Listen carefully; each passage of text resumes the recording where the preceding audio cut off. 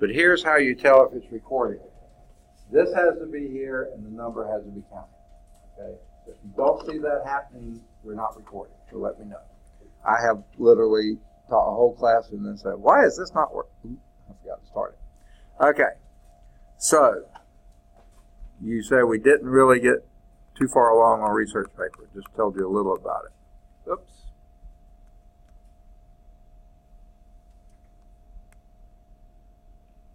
Okay.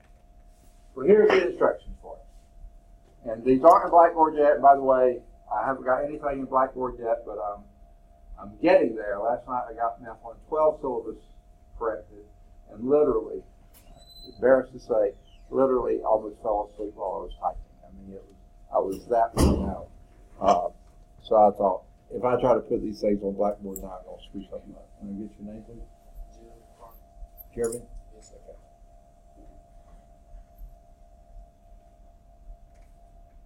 There you are. Okay. Anyone else come in since I called roll? Okay.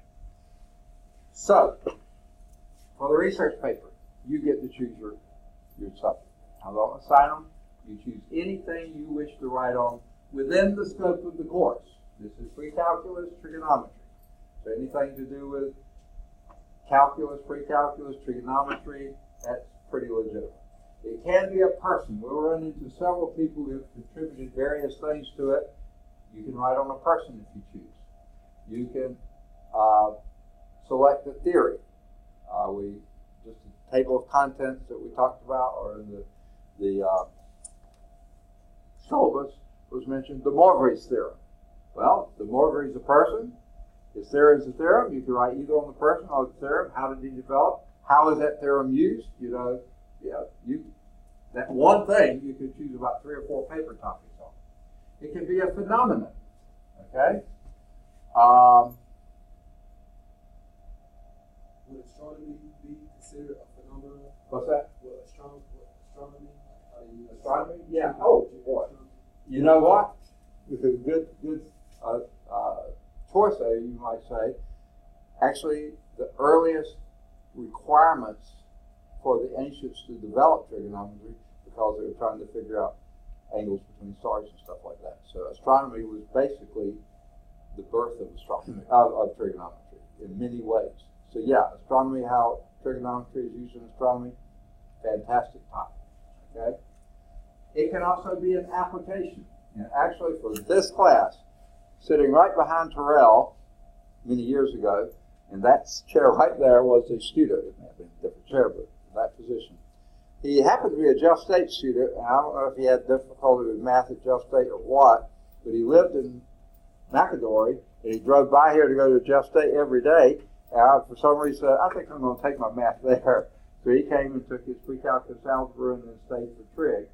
And when he went to write, by the way, at Jeff State, he was a pre-forestry major. He was planning to transfer to Auburn. I'm guessing he's already graduated from Auburn and working as a forester now. Hope so, anyway. But he was a pre-forestry major, and I went through the same thing. The paper topic he chose was use of trigonometry in forestry. You think there would be any? One thing that foresters do, not all of them, but many of them do, they go out and appraise a stand of trees. And sometimes, if the company is bidding on that, they tell the farmer, the owner, how much they're willing to pay for cutting their trees. Well, in order to do a good job of that, they have to estimate the number of board feet of timber they think they're going to get out of that stand of trees. How do they do that? They go and either measure the circumference or the diameter of the trees, and they need to know the height of the trees. Not all of it, but do a sampling. And so you think they take a tape measure and climb the tree, see how tall it is? I don't think so. I wouldn't. Okay. So what do? They have a sextant. They keep it level down here and measure to the top or wherever it is. They think you can't get any more lumber out of that, past that. So this, how high is that tree? They use trigonometry. That gives them an angle. They know how far they are from the tree. They use trigonometry. he wrote his paper on that. Now, he wasn't a great writer, but it was a good paper because it was something that pertained to what he was interested in, and he was making a good connection with an application. Can I get your name, please? Doc. Okay, got it. Okay. All right. So it can be an application. It doesn't have to be that direct, but any application. It may not be what you're majoring in. It may be something you're interested in, like astronomy. Okay. Or any other such topic about which you have an interest that you can relate to pre-calculus trigonometry. And then I've opened it up one more step. Or it can be an internet application or demonstration, YouTube video, something like that, that may explain something in the book that you thought, what are they talking about? And then you hear me talk and say, that's even more confusing. But you go and find the source somewhere and say, oh, that's what it means. This is clear as mud. Day, okay? So, if you find a application, demonstration, YouTube video or something that you say, wow, this just really opened the door for me. It made it clear. You can write on that. What was it that the book or I was doing that was confusing, you didn't understand, blah, blah, blah, how this made it say. Write a paper on that, that's perfectly fine too. See what happens if that's a good source, which it probably will be, then I'll take that and add it to the list of sources that are in your on Blackboard that other students can use as well. So I highly encourage you to do that. Most of the ones out there are either things I found or students have found. They're not there yet. They will be sometime. Let me get on to that too. I have 0 office hours today. I do have lunch for an hour, but most of that time I'm going to be eating, so I'm not going to be working on stuff. And it's less than an hour, by the way, by the time I finish and go down before I come back to the next one. So I don't have your Blackboard uploaded yet. I'm going to try to get that done sooner rather than later. And I've also got to check on getting at least my end of your being able to access what you would call that web assignment. Okay? But I'll try to do that, but I do not have time today. Tomorrow I'm going to be on the Birmingham campus, and I know tomorrow we're going to be canceling classes. We may actually have to start working on contracts, hopefully not quite yet. In canceling classes, that means calling students, because I like to call students before I cancel the class. Not everybody does it, but I think it's a good idea to do. And then I've got to finish all the updating syllabi, updating research paper instructions. I've got my locator card done. Now, I probably won't remember to take over the PowerPoint, so that probably won't be tomorrow. But I'll try to get as much as I can done in Blackboard tomorrow. And if I don't get it all done, if things get in the way, and by the way, we're still registering students tomorrow too. So even on the Birmingham campus, they find me, and sometimes I'll spend half my time helping students get registered or whatever. So it's I can't swear I'll get it done tomorrow. I'll try, but if not, I'm going to work on it this weekend. I have a check with the boss to see how much she has for me to do this weekend, but hopefully I'll have some time to get things caught up. But if not then, Monday afternoon, I have 2 hours of office hours then. I'll try to do it then. No promises, but I'll try. Okay. So anyway, those are the things you can write on. What I would like you to do, either today or next week, is write on a piece of paper your name. Okay, that's going to be pretty easy, right? Also, give me your proposed paper topic. Now, I appreciate their efforts, but it's not quite what I had in mind when I said your proposed paper. I told the first class this, and what the one person said, an application or theory. I meant pick an application or a theory, okay? Another one said, mathematician. Pick a mathematician, okay? And this one gave me an actual one. Excellent. Okay, that was very good. This one said, a person. I'd rather have the name of the person, okay? So you don't have to get it to me today. I appreciate they were trying to get it into me today, but it wasn't quite what I had in mind, okay? But anyway, if you'll be a little more specific, if you need the weekend to work on it, do that, okay?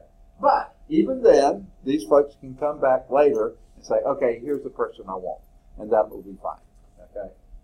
All right. So, your name and at least your first guess of the topic, okay? Now, two other things I need on that piece of paper. It's not listed here because it has nothing to do with research paper, but two other things in our I used to ask people to do this, but it wasn't required.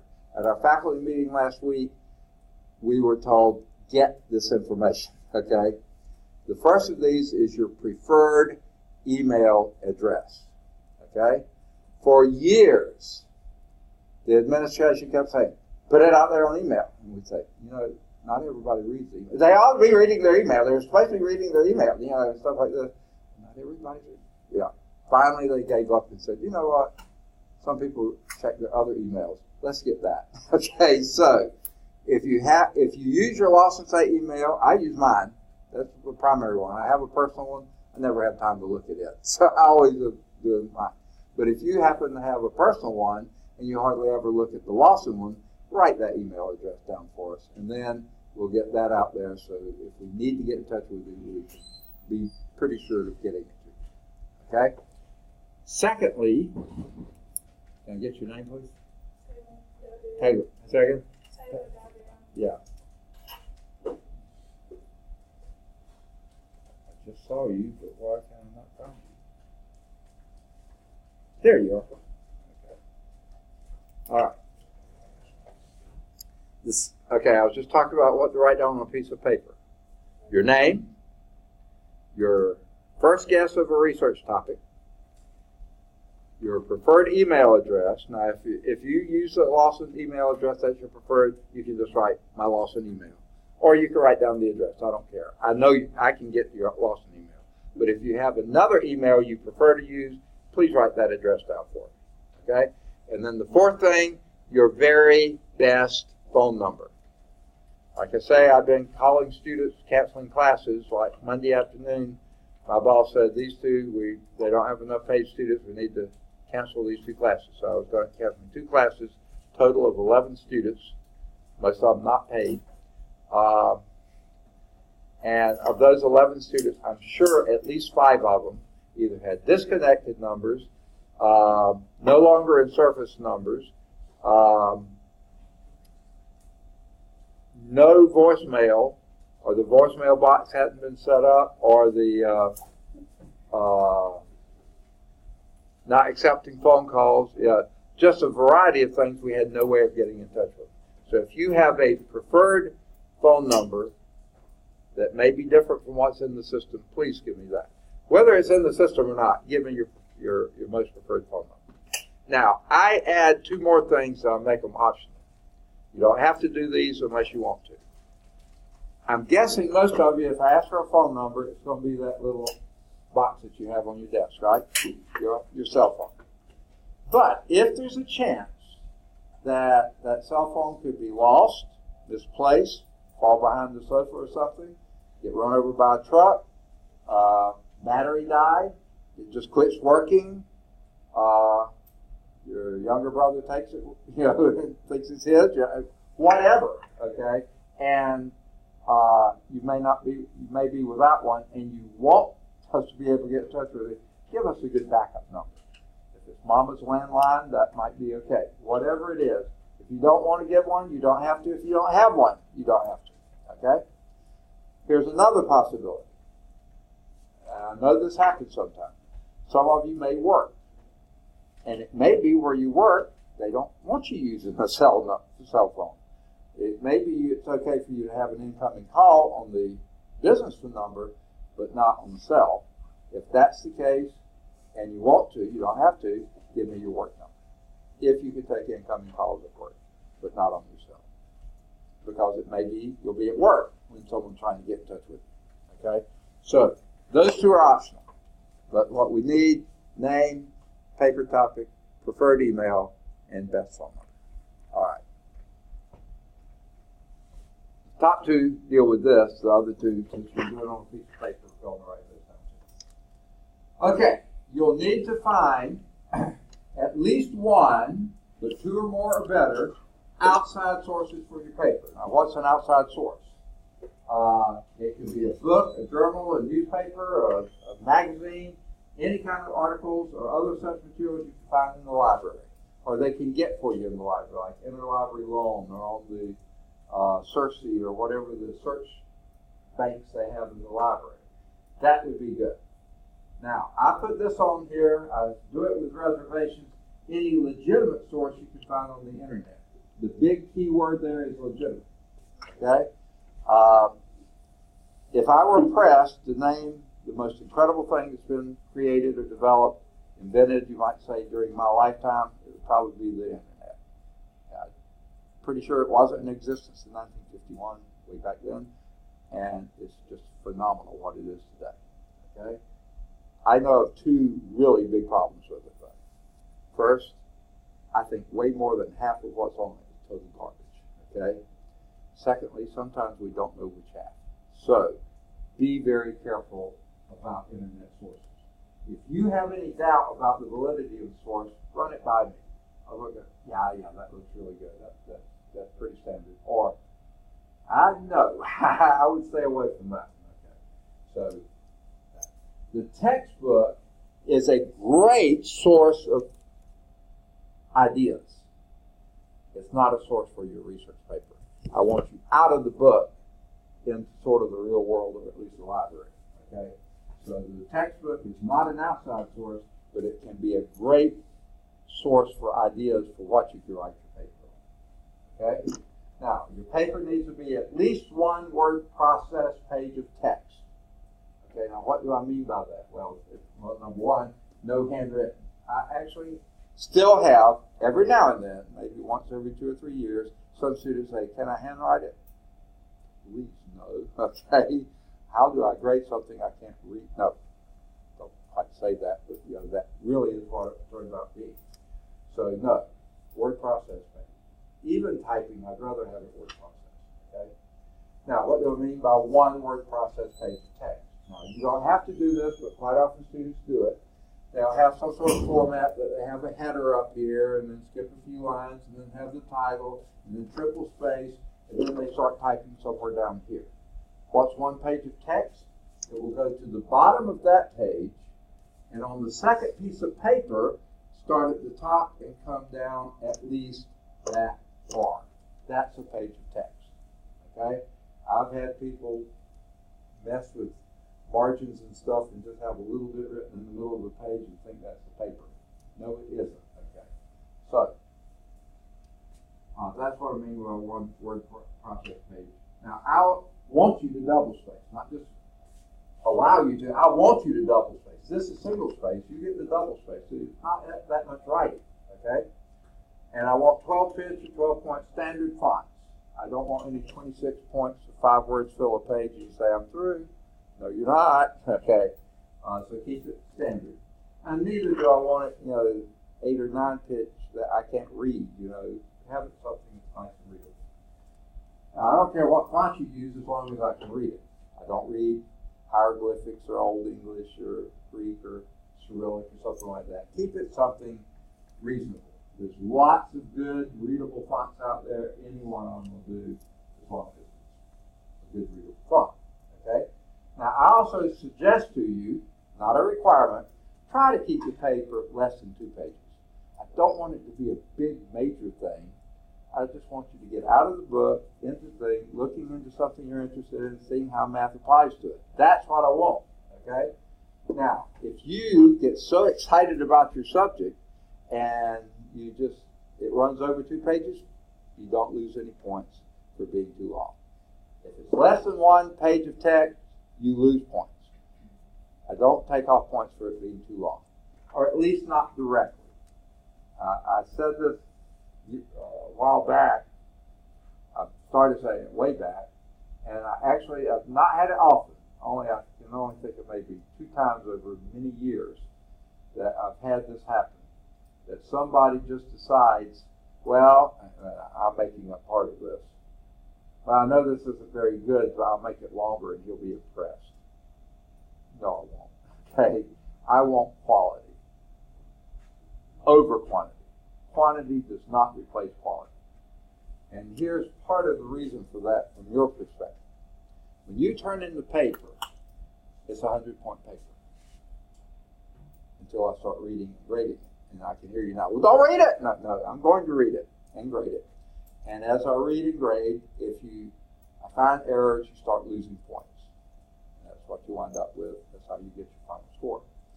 Now, some of these quantity over quality papers, if you turn in trashy papers, lots of errors, and you just try to make it longer to impress me, guess what? You're losing more and more and more and more points. Don't do that. Give me quality. Okay? And then if it goes long, it's not going to hurt you, because if it's good quality paper, I'm going to be excited about reading it, and you're not going to be losing any points to begin with anyway. So please get into it. Now, like I said, if it's less than that one page of text, you're going to lose points, but not forever.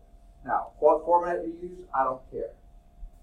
A lot of English classes teach MLA, Modern Language Association format. Fine with me, I don't care. A lot of scientific organizations tend to default to APA, which is American Psychological Association format. Perfectly fine, I don't care. There's tons and tons of different formats out there. I belong to several scientific organizations. It seems like every one of them has their own format. My wife is a researcher at UAB, a professor there, and she writes for various journals. Periodically she submits to various ones, and it seems like every one has a different format. So, but they have programs that they say, okay, format this in this form, and it does it for them. I don't have those. You probably don't either. But the main thing is be consistent. If you start blocking paragraphs, block all your paragraphs. If you start indenting your paragraphs, indent all your paragraphs. If you start in Arial, don't change the Times New Roman in the third paragraph. Be consistent. Don't change your font size in the middle for no reason. Okay, I've seen all those things happen before. Okay. Also, and this is a little more technical one here, I've seen this happen not frequently, but occasionally. Someone makes a reference up here in, say, the first paragraph or so, and they open parentheses, put the author's last name, comma, year of publication, because that's what the format calls for a citation, the one that I assume they're using. Until they get down here in a later paragraph and make another cite on another source, and they open parentheses and put the title of the article, comma, page number. It's the same type of article. Now, I know it's different type of article. Books are referenced differently from journals, and I understand that. But it's the same type, but they're giving different format. I think I know what happened. From this source, they sort of looked at the source and saw how they formatted, and they did their citation that way. But this was a different source and happened to be a different format, so they used theirs. Well, hey, you pick your format, even if it's not either one of those or one of them, doesn't matter, be consistent with your format. Okay? I wouldn't say it if I hadn't seen it. And it's not often, but I have seen it. Now, spelling, grammar, sentence structure, all those things that English teachers harp on, they will lose you points. Okay, you're turning in a product, make it a good product. And guess what? There's no reason in the world not to use spell check or grammar check. And I have received quite a few papers, unfortunately. I just can't believe how many I get.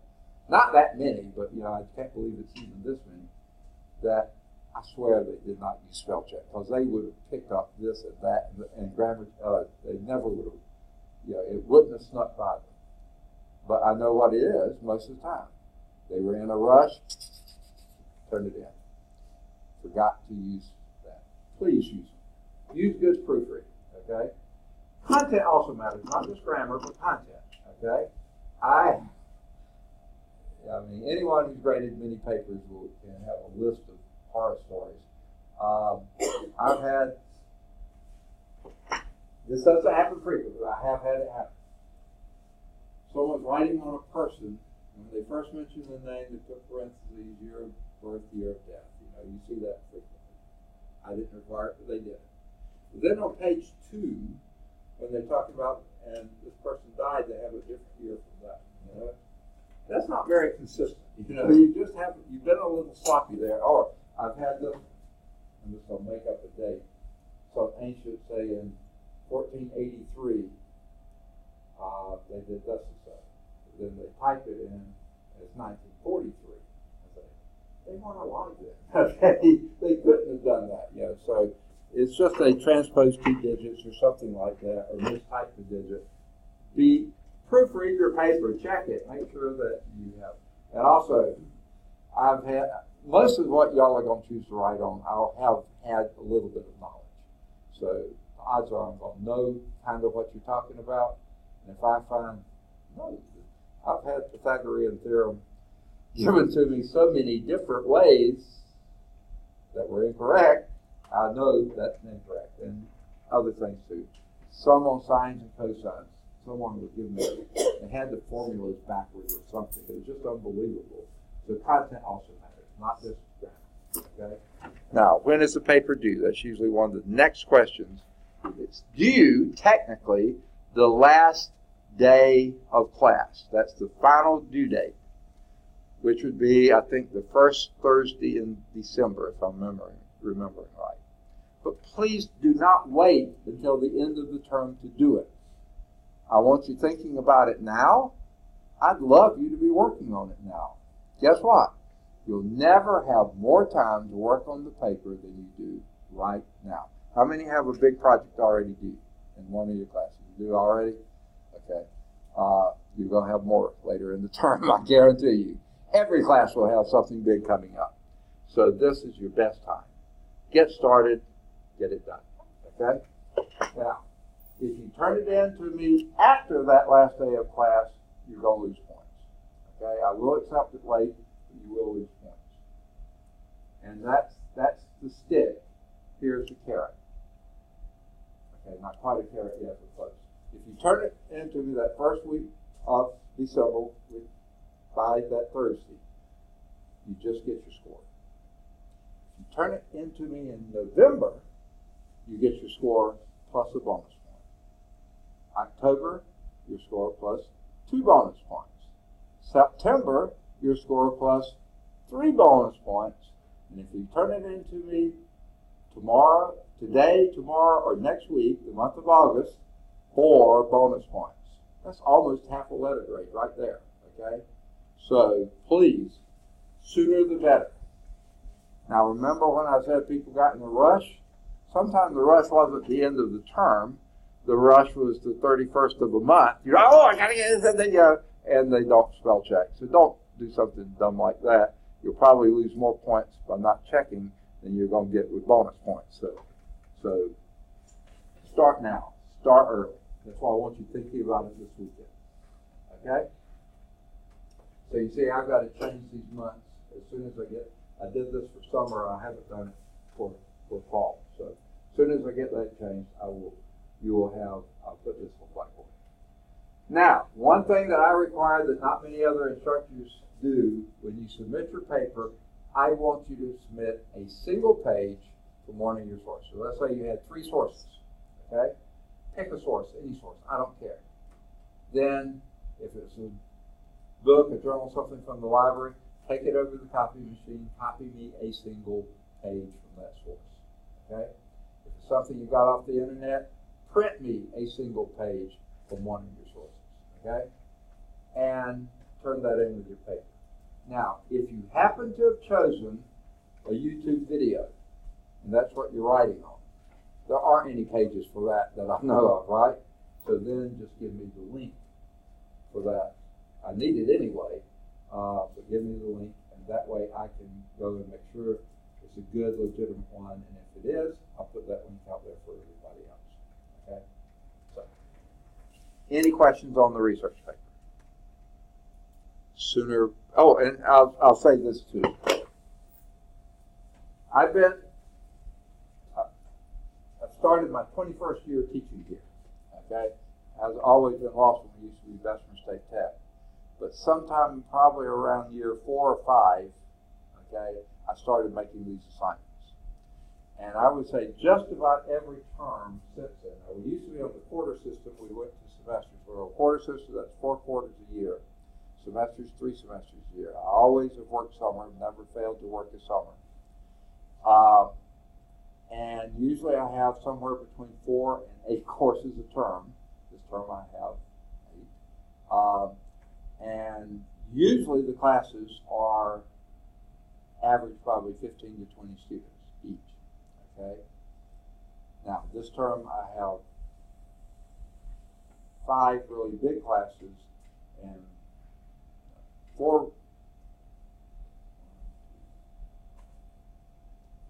5 really big classes and 1, 2, I have 9 classes this term. Okay, 4 really small classes, but I still have make those requirements.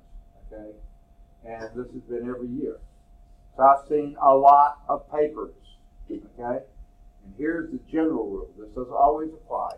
Usually the papers I get in earliest in the term are usually really good papers. And as the term goes on, the general trend is downhill. Most of the time, those I get rushed in at the very end, when they haven't proved the stuff, those are usually my worst papers. Now, I've had some real problems at the beginning of the term, and I've had some great papers at the end, and everything in between. But the general trend is that way. So I say, get started early. Okay?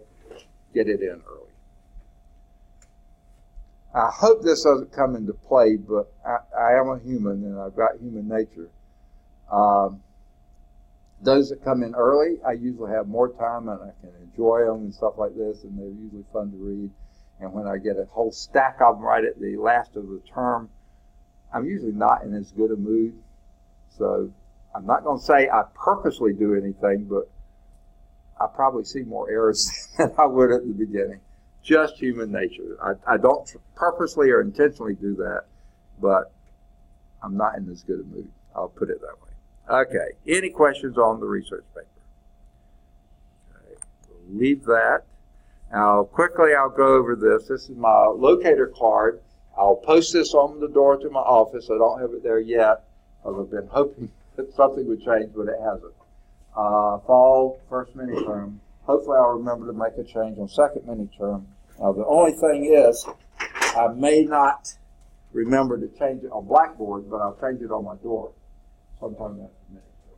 My name, phone number, email, all that's on here. And here, or when I'm on campus, off campus, in class, out of class, eating lunch, whatever. On Mondays and Wednesdays, I have a full, that's why there's tables and extra chairs in here, full to the Guild Math 100 class, 8 to 9:15, Monday and Wednesday.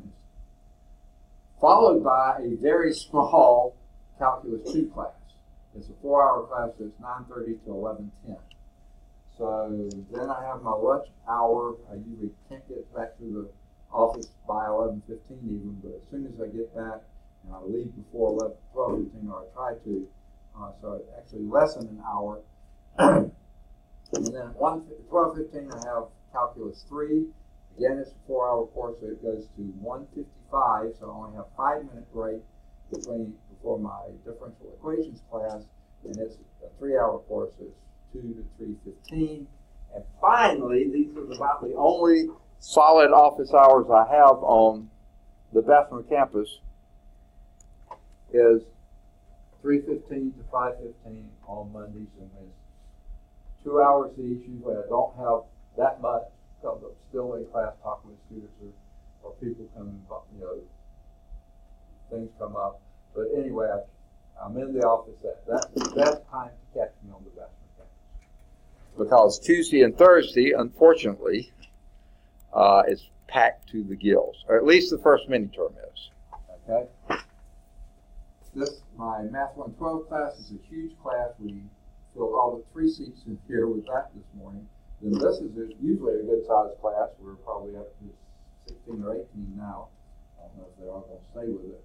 My math, and by the way, both of these calculus are small classes, but there's at least one student in each of these sections, including Math 237. No, I said it wrong. have 5 big classes and 3 small classes. Okay.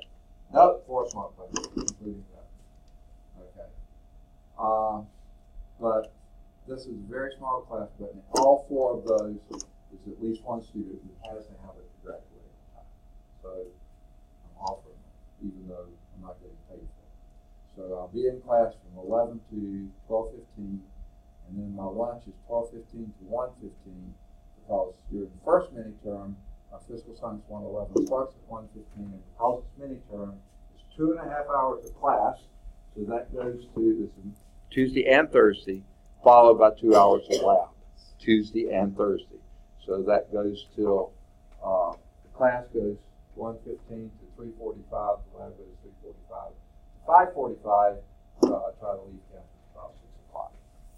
Every Tuesday and Thursday. I have no office hours except for that lunch, okay? And then I'm not really doing too much of anything but eating, but I always have, quite often have people come in.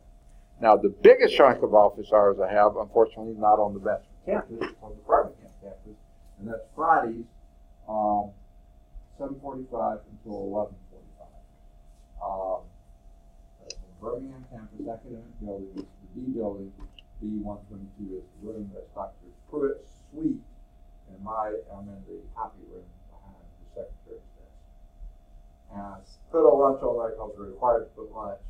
I only put 45 minutes. It's not really a lunch, but I usually eat something while I'm working back there. And then I'm off that. I seldom leave at 11:45, but I have to put an end time down. And so that's, usually it's later than that. But that's it. Any questions then on my round? Now, second mini-term. Once it gets here, the Physical Science 112, because there's a bunch of automotive students in that class, that's why we offer them on midterms. The automotive programs here, or at least most of them, are on co-ops. They come half a term and they're at work half a term, or the second year students are at work half a term and then they're in class half a term. The second year students, when they come in, they take Math 112. The trouble is their automotive classes go until 3 o'clock, so I can't start that class until 3:15, second mini-term. So that will give me 2 hours of office hours here. I don't have first mini-term. Of course, the downside of that is I'm here till 8 o'clock rather than 6 o'clock on Tuesdays and Thursdays, second mini-term. But at least it gives me more office hours there. Okay. That'll be second mini-term though. All right, any questions?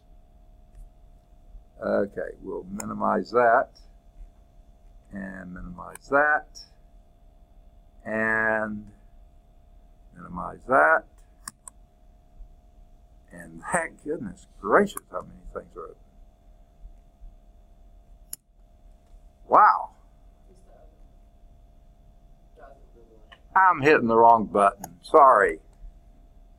Dumb. Okay. All right. Now let's start from current slide. Any other? Oh, one other thing I have to do before we get started. Sorry about this. Safety. I'm going to say, what's hazardous about doing trigonometry? Really very little. But there are some things we have to be mentally prepared for in case they do happen. What are some safety issues you could think of? Fire, exactly. So let's start with the worst case scenarios that the fire started in this room. Let's say my computer just exploded and set that whole pile of papers on fire. What do we do? There's 3 things immediately that we need to do. Stay Yeah, calm. she's going to be, I can tell. Get up. Say again? Stay calm, get up, and go out the door. All right, this guy is going to stay calm, get up, and go out the door, let the building burn down, and not let anyone else know that the building's on fire.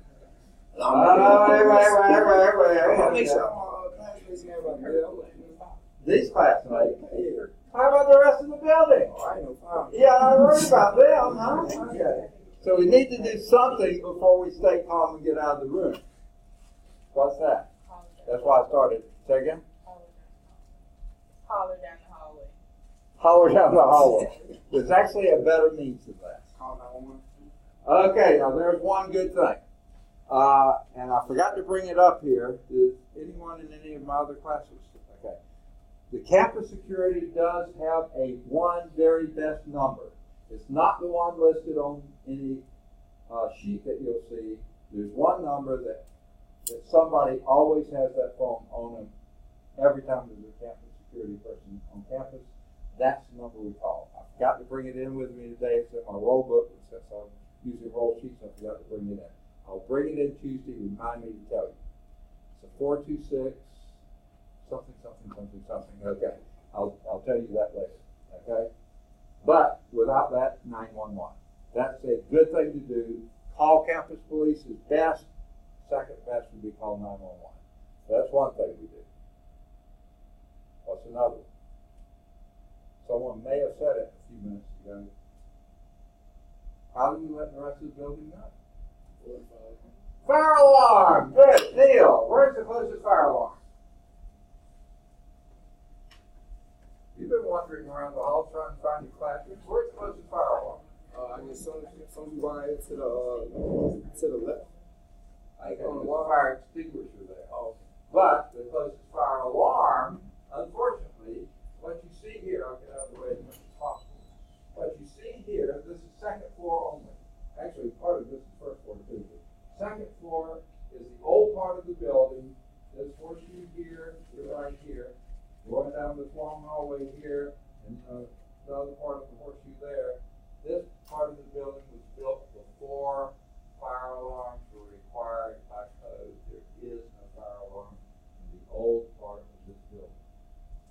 First floor, second floor, or that little bit of the third floor. Now, so where is our closest fire alarm? Here's what we do. Now, I would suggest two people go do this. In case one person falls or something like that, two people go. So out of the door here, hang a left, go down that half flight of stairs right there, hang in, sorry.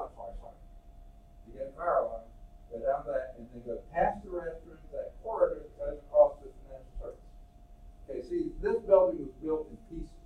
I think the oldest part is this part, and shortly after that, this part, I think, was added. That's a long time ago. Then this part over here was added. I call it the nursing wing. Okay? And then the student services part was added. The student services is closest to us with fire alarms. So you go through that corridor, like you go to financial services, there will be one on the wall here and one on the wall there. Whichever you see first to get to, there's the closest fire alarm. So one or two people go to do that.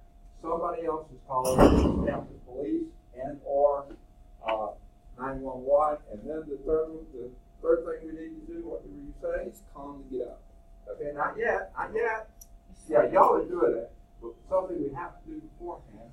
Fire extinguisher. Oh, yeah, that? Yeah, fire extinguisher. Where's the closest fire extinguisher? To the left right there. Just right here. On the wall right there. 5 feet from where I'm standing. There's the closest fire extinguisher. So if I have to go to get it, someone go to get that. I'll take care of it. But then the rest of you calmly go out of the building. How do you call out of the building most efficiently? You go out of the door here, hang a left, go down the half flight of stairs. Now you go down, hang another left, go down one more flight, and head out of the building. Okay? Well away from the building. They used to say at least 75 feet. That's why if there was an explosion, the class doesn't hit you. Okay? The bricks and blocks don't hit you. Now they say, even further than that, this end of the A building here, they say go to that parking lot right down there. I would say go to the grassy area here. They say go to the parking lot. Now, does that mean go to the parking lot so you can get in your car and leave? Hey, the building's on fire, no more classes today. No. When you go to the parking lot, you stay together as a group. And here's why. Now, all of you look pretty healthy right now. But let's say that you turn an ankle playing basketball, or you wrench a knee skiing, you drop something on your foot and broke a toe or something like that. You may be moving sort of slowly. I'm going to be with that last person out of here. Make sure you get out. The rest of you have calmly gone on down following him, but he's really trying to get out of here. Okay? And they all are gathering down there and staying until I come. Now, when I come, I'm picking up my roll book as I go and a pen. and I take it with me. And once I get there with that last student, then I call roll. If you have jumped in your car to go home and nobody knows about it, we call the roll, you're not here, somebody has to come back into a burning building or chemical spill or something like that and risk their life or health trying to find you just because you took off and went home. Don't do it. Stay where you are supposed to be in a group. Now once I call roll, then you can mingle among friends, but still don't do anything until we get the word from above. Because guess what? If it's a pretty serious fire and you get on your road out of here, you're getting in the way of the fire rescue people coming in. So it's best to stay here until they let us know. Nah, there's not going to be any more class today. You can dismiss. Or, no, we're going to the Alpha Hall building. They have a room there, you know. Good use, right? So, we stay together until we are dismissed formally. Once I got the roll call, if you want to mingle around with friends but not leave campus, that's fine too. So there's fire, or chemical spill, or something internal that we need to get out. Plus another potential safety issue. Say again? Weather, okay? Actually, fall, we still have tornadoes. Not as many as they do in the spring, but you still can have tornadoes, severe thunderstorms, that kind of stuff. If we hear that siren go off, we don't meet on a Wednesday, so it's not going to go off as a test. When we hear it go off, we know there's some sort of weather emergency. What do we do then? What's the rule? Come on, y'all want to listen to Jerry Tracy and James Spann and all those guys? Okay, you go low and interior. So again, what we do then is calmly, safely, leave the room, go out of the door here, hang a left, go down that half flight of stairs, hang another left, go down the full flight, but rather than going out, you go in. Inside here, now this is second floor, but inside on the first floor, you have two restrooms right there at the base of those stairs. The safest place to be are interior, where the walls are close together and lots of corners. The greatest strength is in a corner. Okay? And guess what? The restrooms have both close walls and lots of corners. Now, you might say, I'm going to spend a couple hours in the restroom. You know? I can understand that. So if that's not your favorite place to be, that's okay. The very next door to the restroom there is actually the dean's office. It's the academic dean has an office there, or associate sometimes here, or some of the other instructors from the Birmingham campus may be in there.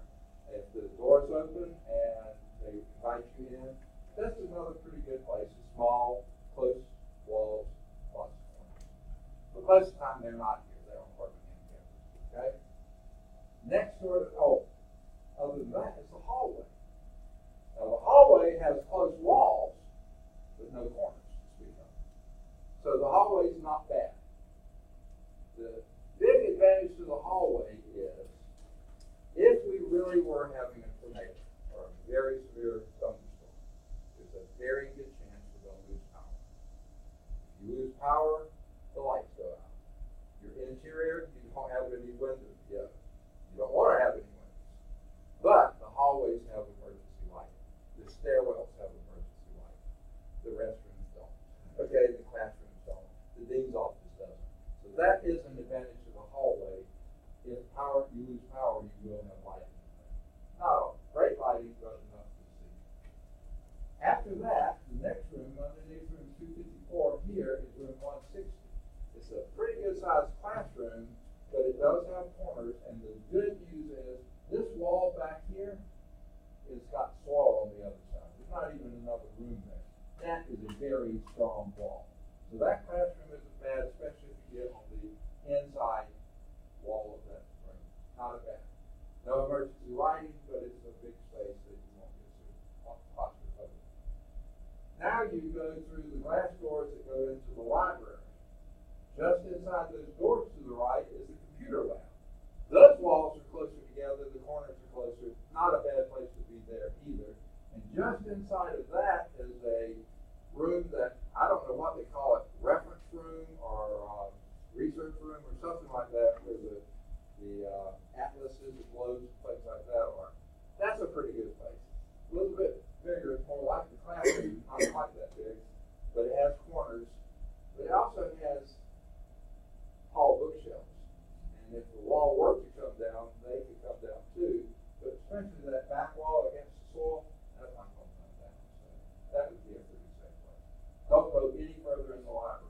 any further, and you're on the exterior and you have glass.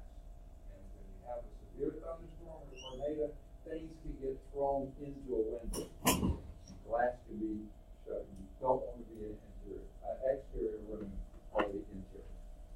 So that's where we go. When you get down there, you stay down there until me, the last person, comes along with my roll jig, helping that last person down, making sure everybody gets there.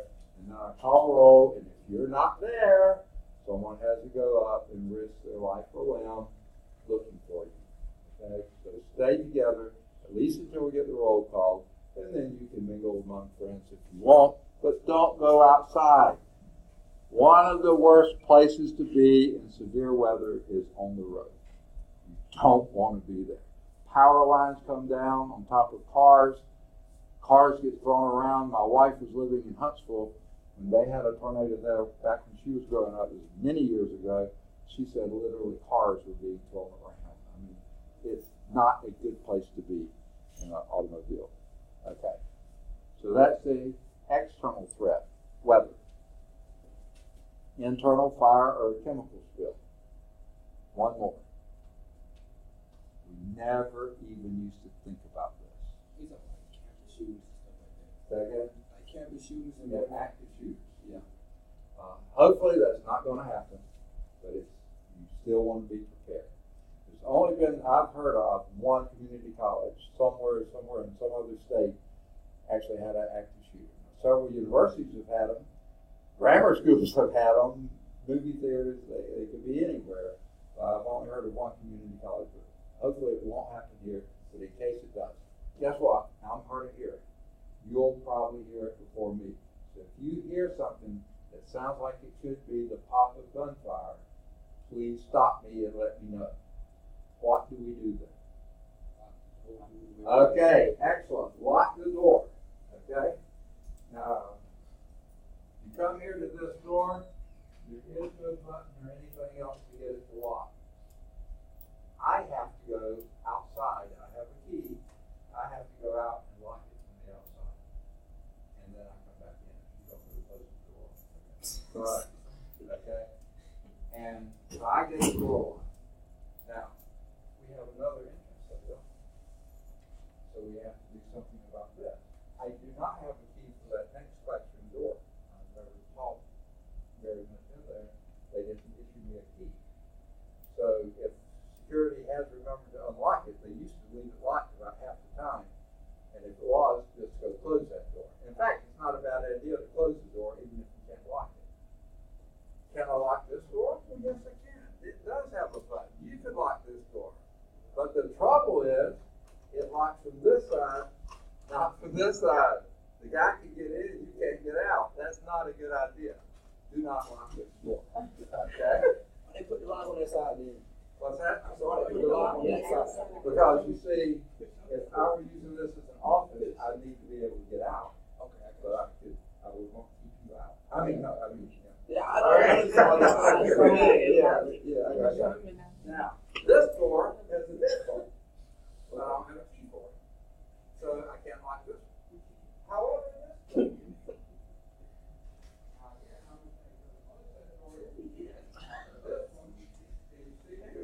Yeah, we and yet it's locked from the outside, and you can get out from the inside. This is the one to lock. Okay. I'll tap it. And lock that door. I will do it if you can't, but I will do that. Now, we close this door. Why? There's a window in that door. They can see in. Okay? Close this door so as far as he sees. I'm saying he. Most of the shooters have been he. I only think of one that was a husband-wife team. Close this door so he can't see in. I would go on and close this one too. You don't need to have another door. But what do we do there? What do we get just the walls? Okay, over here. He can look through here. You don't want that to be visible. Okay?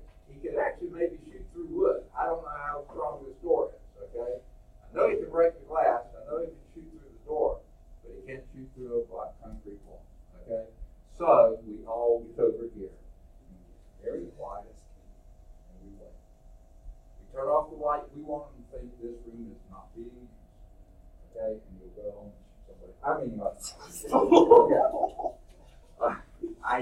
say that. Okay.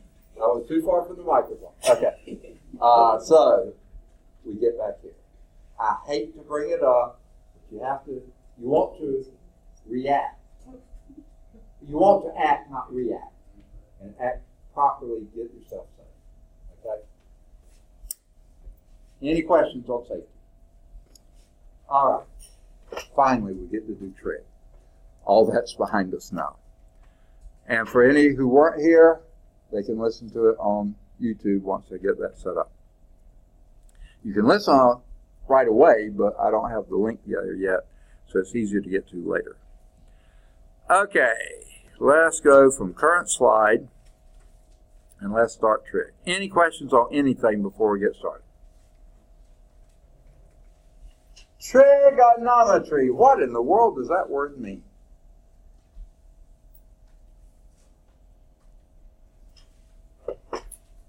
Originally, okay, when you see METR, think metric, which means to measure, meter, to measure, okay? So it's the measurement of something. What's something that starts with TRI? Triangle.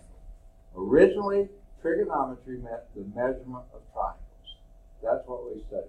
And as Dejarian said, astronomy was one of the first places they were trying to triangulate, find things, but lots of other things. When they built the pyramids, when they built stone, somebody knew something about angles and measuring triangles and things like this. Now, actually, the first thing we're going to do doesn't mention triangles at all, okay?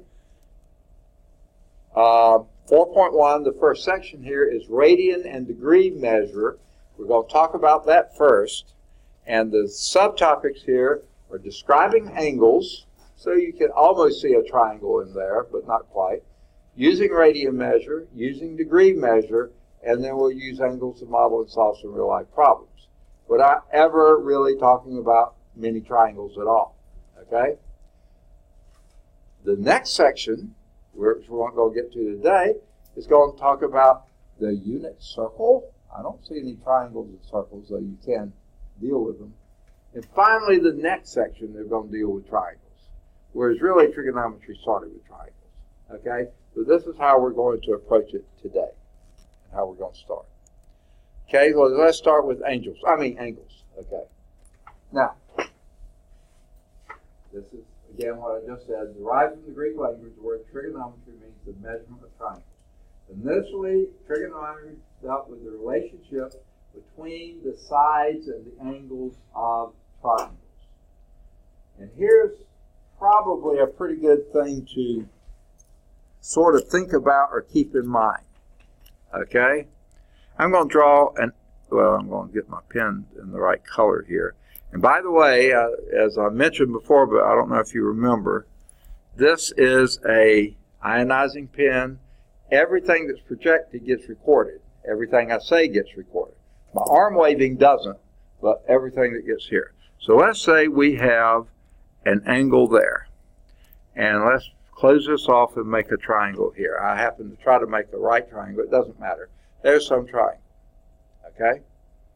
Now, this angle is whatever that angle is, right? Now, if I were to draw another line parallel to that one right here, okay, if those are indeed parallel, then I know this angle is the same as that one, this angle is the same as that one, and of course this angle is itself. It hasn't changed. Here is the deal.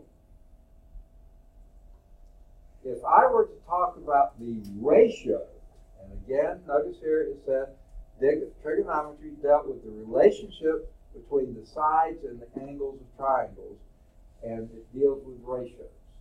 Okay? The ratio of this side to this one is the same as the ratio of that side to this one. The ratio of this side to that one is the same as the ratio of this side to that one. The ratio of this one to that one is the same as the ratio of that one. The ratios are the same. So therefore, the ratio of the sides tells you something about the angle. So that's why it says it relates It deals with the relationship among the sides and the angles of triangles.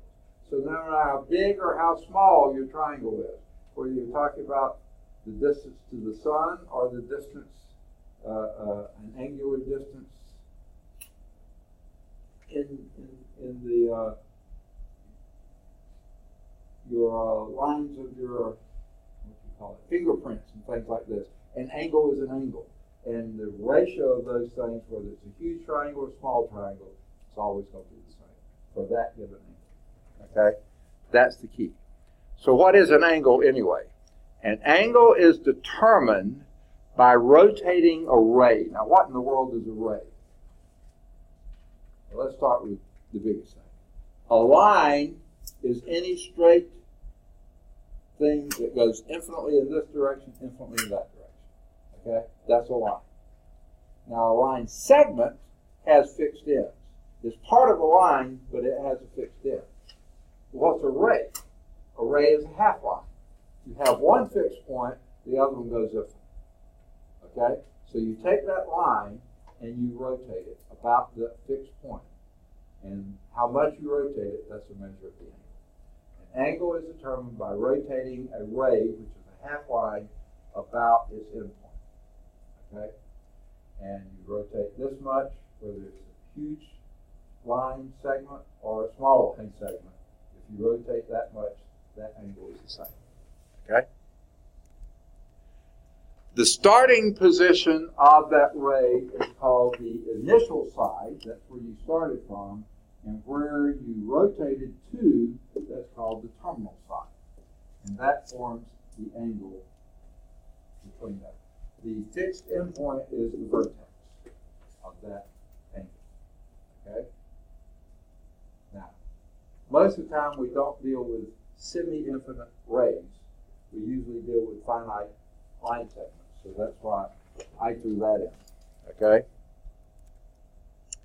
The endpoint of the ray is called the vertex of the angle. And the perception of an angle fits a coordinate system in which the origin is the vertex. If you can do that, have the vertex of an angle be at the origin of a coordinate system. If you don't have a coordinate system, draw it at the vertex. Put the origin at the vertex. And then the very best thing to do, wherever that initial side is, make that the x-axis, and then make the y-axis perpendicular to that, with the endpoint being the vertex. So if we can, we always like to have the initial side on the positive x-axis, and then the terminal side wherever it turns out to be. Right? You go that much, and it's going to be there. Okay. That kind of an angle is said to be in a standard position. Okay? Now, you won't always be able to do that. It may be your initial side isn't going to be there. Your initial side may actually wind up having to be here. But then you still treat that as if sort of like make a new vertex there and go from there and then rotate.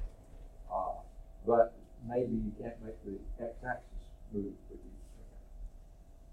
Standard position, if you can write it like that. The vertex on the origin and the initial side along the positive x-axis. Okay?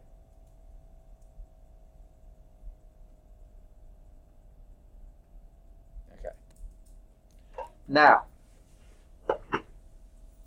if you start here, you have a choice of two ways to go.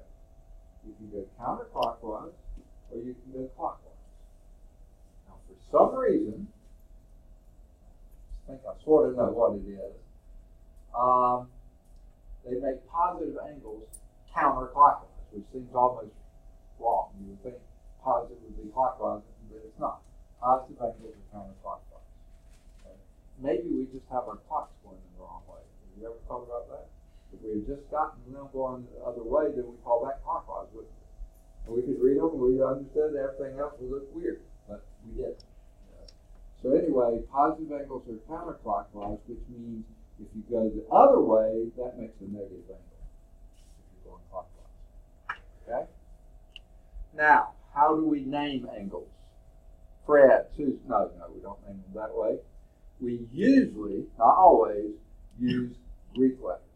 Since usually we talk about lengths of the thing as being X or Y or A or B or C or D or something like that, P, Q, whatever, we usually use our normal alphabetic letters to represent numbers. So angles, not always, but often we'll use Greek letters. Alpha is fairly common. Beta is fairly common. The most common, just like X is the most common thing for a variable, the most common angle is usually theta, which is way down the alphabet in Greek. But sometimes, in some places, like in a later chapter, we'll sometimes use capital letters for the angles and small letters for the lengths. So get used to that too. So the angles are usually either lowercase Greek letters or uppercase normal letters. Okay? For the first part, we're going to stay mostly with the Greek. Okay? Now, let's say we have an angle in standard position. Its initial side is on the positive x-axis, terminal side over there. Is that related to just one angle? No, there's actually two angles. The positive angle alpha is from this initial side to that terminal side, but the negative angle beta is also from the initial side to the terminal side. So actually, you have two angles related to any two sides of an angle, a positive and a negative. Now those are called co-terminal angles. They have the same terminal sides and the same initial sides. Okay? So we call them coterminal. That's not the only coterminal angle. You can have two or more, in fact, an infinite number of positive angles. If this is your initial side, which standard form it would be, there's your terminal side, there's angle alpha. But guess what? If you hadn't stopped the first time around and went all the way around again, now you have beta. Or you could go around 2 times and have delta, 3 times and have you can go around and around and around. You can run out of letters, okay? So all those are coterminal angles. And not just the positives, you can do the same with the negative. There would be one negative angle. There would be another negative angle. There would be another, you can go around as many times. And those are all coterminal angles, as long as they have the same initial side and final and terminal side, they're coterminal angles. Make sense? Okay. Now, there are 2 ways that we typically measure angles. The first of these is called radian measure. Okay?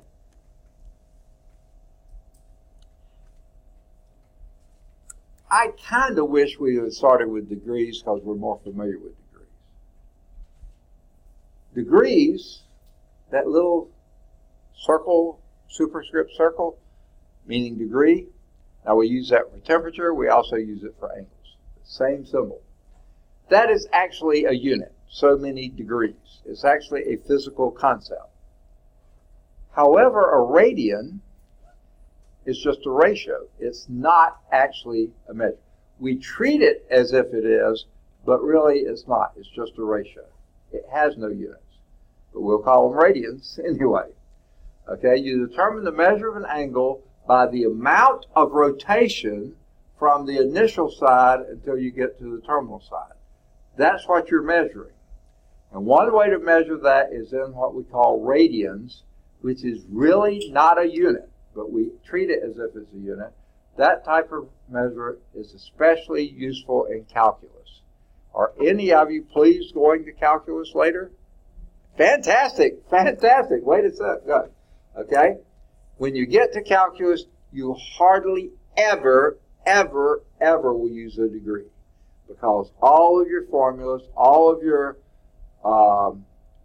relationships in calculus are assuming radian measures. If you use degrees, you have to have other stuff that's complicated with it. So in calculus, you just always use radians. And in this book, we'll most of the time use radians unless it's a very common type thing that you would normally measure in a degree. So to define the radian, it's useful to talk about a central angle of a circle. So here's a circle, right?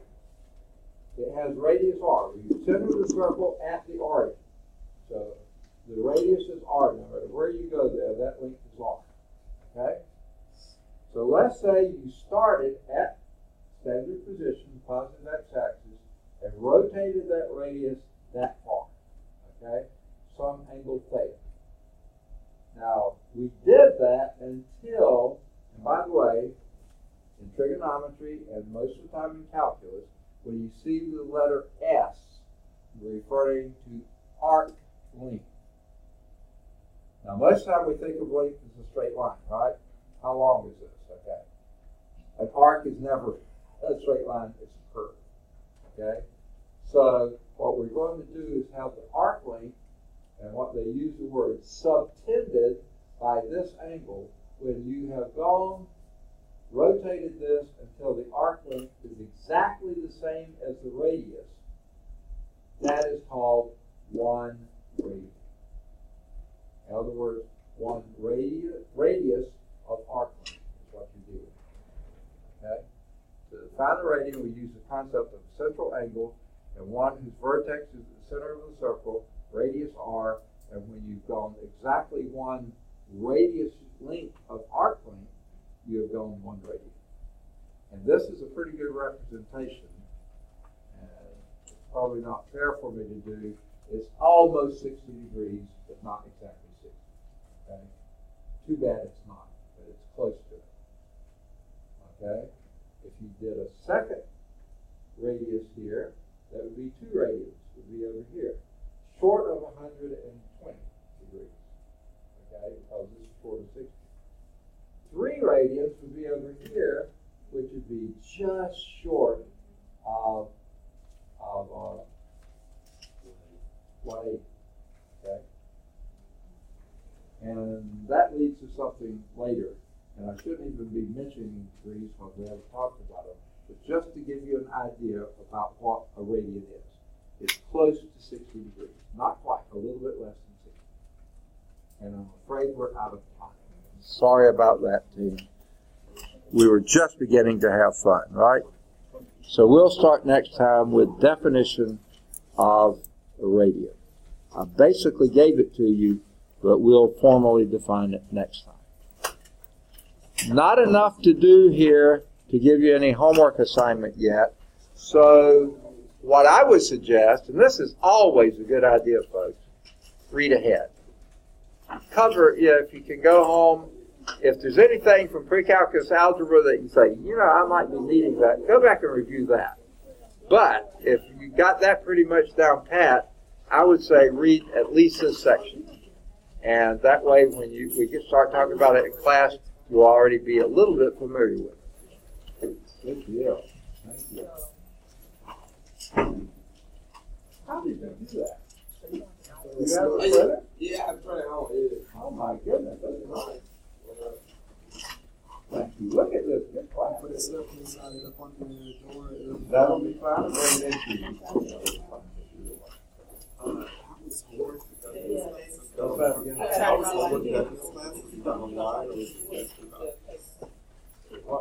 The homework. Is it done? Oh, okay. I'll tell you what it is. In other words, do I use WebAssign? Yeah. No, I don't. Okay. Okay, I use WebAssign placement. Okay, so how would we get access to the book online? Because I do have that book online. You have the book online? I'm pretty sure I do. Okay, if you already have it online, all you have to do is follow along and you'll see the same homework exercise. Yeah. All right.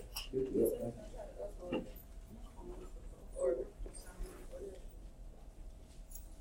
Okay.